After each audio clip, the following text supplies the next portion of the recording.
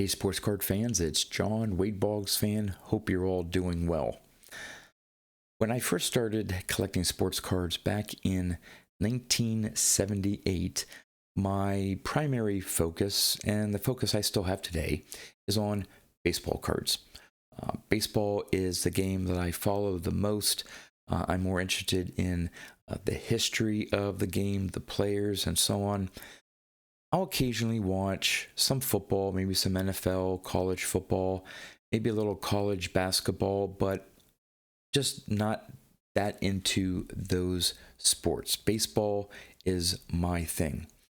However, when I first started collecting in the late 70s into early 80s, I did buy some football cards. When I was younger, we used to go up and visit my grandparents on my mom's side up in Massachusetts. And we'd go up for a couple weeks during the summer, but we'd also go up for a week around Thanksgiving. Well, around Thanksgiving, baseball season has ended and it's football season. So there were only football cards available. And my grandfather every morning used to go get down to the local newsstand, get the paper and stuff, and occasionally I'd wake up early enough to go join him and maybe pick up a couple packs of football cards. Now, over those years, I didn't buy a whole lot, but I did manage to have in my collection that I realized years later, 2 Joe Montana rookie cards. I had both of them graded. I ended up selling the lesser graded copy and kept the one, I think it's a BVG 7.5. That's really like the big football card. I mean, there are other stars, some Hall of Famers, but I never really kept those cards in great condition. I'd put them in shoe boxes or whatever because I didn't care too much about football. Well, fast forward to these last couple weeks. Now, since the early 80s, I have been a Dallas Cowboy fan. Yeah, I know. But with the fact that they finally won in, I don't know how many years, a playoff game when they beat Tom Brady and the Bucks, I started feeling a little nostalgic of my football cards, especially my old Dallas Cowboys cards. And yes, I know they stunk against the 49ers. That resulted in yet another disappointing season for this Cowboys fan. But I still felt nostalgic, and it was around the time of the Tampa Bay game. I don't know if it was right after or right before, I don't know, but I actually decided to buy my first ever graded vintage football card. So I'm going to turn the camera around here, show off some of my early football cards that I have in my collection of the Dallas Cowboys, and lead into the graded card that I picked up. So let's go take a look. All right, the primary football cards that I have in my collection. Again, I have some 1978 football cards, not too many. The majority of them are 79, 80, 81, a few 82s, some 83s in there. I don't have a huge collection, maybe a couple thousand, something like that. Nothing big, and most of them are commons, and they're not in great condition. But one of the ones that is in fairly decent condition, probably not worthy of getting graded, is my 1979 Topps Roger Staubach. Actually, this one here is in, as my football cards go, fairly good condition. I don't know how this one remained in the decent condition, but even then, I think it probably would only grade maybe a 4. Off center, corners are a bit banged up, but generally speaking, for my football cards, this is a pretty decent copy. So I have the 79 Roger Staubach, and I want to say that this may be his final playing day card. I think he retired after the 79 season. But I have a 1978 Topps Danny White. Now look at this one. This is sort of the general condition of a lot of my football cards. As you can see here, there's a crease down there. I don't know, some bubble down there, multiple creases. Just, it's a well-loved football card. All right, but there's the 78 Danny White. Always liked Danny White. Here is his 79 card. Again, off-center. Maybe not as many creases, but definitely off-center. The corner has some dings and things like that. But so there's the 79. I also have a 79 Drew Pearson. I remember him. Wide receiver.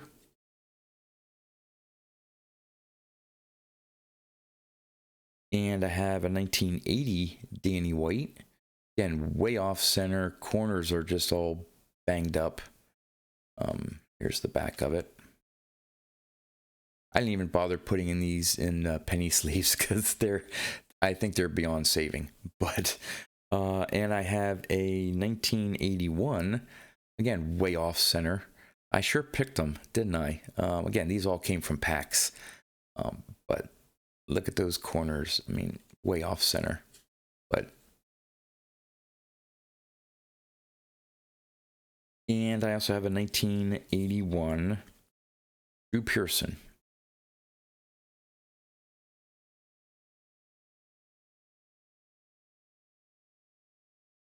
All right, but my all-time favorite Dallas Cowboy from back in the day was Tony Dorsett. I just absolutely loved Tony Dorsett. And I found here's a Topps sticker from 1983. Again, not the best condition. You can see there's some black down at the bottom and at the top, and there's, I don't know what's down there, whatever. But again, definitely not the best condition, but an 83 Topps sticker. And I have a 1983 Topps rushing leaders card. But my all-time favorite Tony Dorsett card that I had as a kid, that I just absolutely loved this card, and you'll be able to see why, is 1979, his second year. I don't have his rookie card, but look at this card. I don't know if I carried this around in my backpack at school or put it in my pocket, but good Lord, look at that top right corner. I mean, the corner's gone. I mean, it's ripped. That corner's all scrunched in. There's huge creases and paper loss there, and the back is, look at that. I mean, would this even get maybe an authentic grade? I don't even know if it would get a 1. But I absolutely love this Tony Dorsett card. I love the 79 design. And so I thought, you know what? I'm into vintage cards. I'm getting vintage PSA graded cards. I want to get a graded Tony Dorsett card. So I found one that didn't break the bank. Really nice copy. I found a PSA 8. And look at that centering. Look at the corners. Just love that card. And the back, really nice back. Really happy I decided to go ahead and branch out from baseball cards and actually get a vintage football card for my collection. And here's the comparison of the two. I'm still going to keep this one, still going to cherish this one, because this is the one this is the card here that I grew up with, that I carried around with. I must have just carried around with me all the time. Didn't care about the condition. You know, I know some of you may have wallet cards that you keep in your wallet, and they are just beat to hell and stuff, but they're your favorite cards. This is that football card for me. So I will always keep this one and cherish it, even, you know, given the condition. But really happy that I picked up this PSA 8. Now, not that I'm going to start off on this whole new tangent of now collecting vintage PSA graded football cards.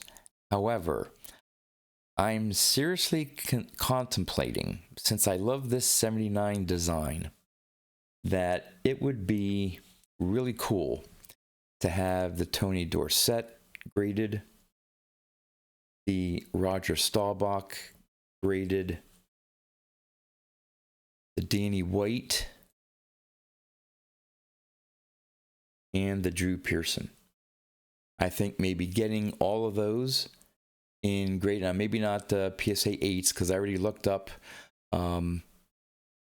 That's not Danny White's rookie card, but in 8s, I think the Staubach and one of those two, I forget, maybe it was the Danny White. They're going for like 60 or 75 bucks in an 8. So probably not going to go that high with a grade. Maybe get some nice 7s or something like that. But to have those 4 players from the 1979 top set all graded, those 4 Cowboys, and I know there were other Cowboys on the team that I remember, and that I have. These are the main ones that I remember as a kid, these main players. So thought it may be nice to someday have a PSA collection of these 4 cards now that I have picked up the Tony Dorsett. So let me know what you think about my story of my football cards, that old beat up Tony Dorsett, the fact that I now have a PSA vintage football card in my collection. Of course, I do have another graded football card, that Joe Montana rookie card. It's a Beckett graded. So that Dorsett is technically my first PSA graded football card in my collection. So again, would love to know your thoughts on this. And with that, that's all I have for you. So until next time, thanks for watching.